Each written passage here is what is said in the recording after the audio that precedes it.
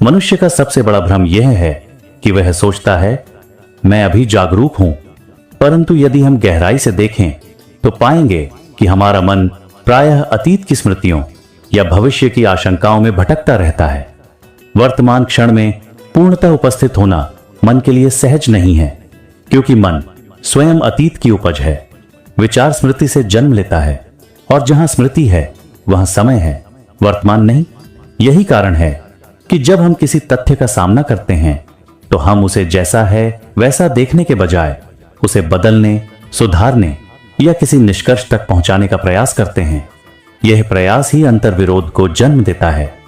मनोवैज्ञानिक दृष्टि से देखें तो यह कॉग्निटिव डिसोनेंस है, जहां जो है और जो होना चाहिए के बीच संघर्ष चलता रहता है। यही संघर्ष भीतर तनाव, चिंता, अपराध बोध और भय को जन्म देता है।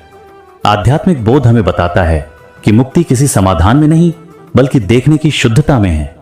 जब आप किसी भावना जैसे क्रोध, ईर्ष्या या भय को बिना दबाए, बिना न्याय किए, बिना नाम दिए देखते हैं, तब चैन समाप्त हो जाता है।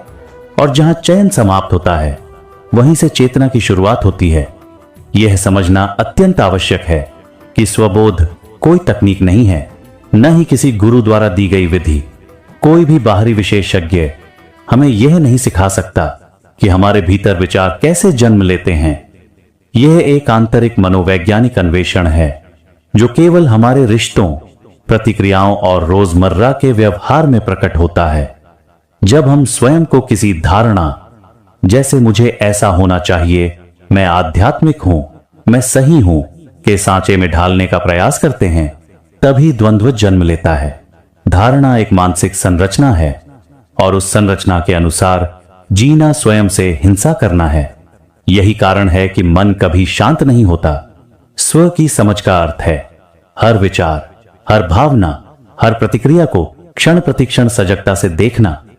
यह सजगता न तो प्रयास है न अभ्यास, यह केवल एक जीवंत जागरूकता है।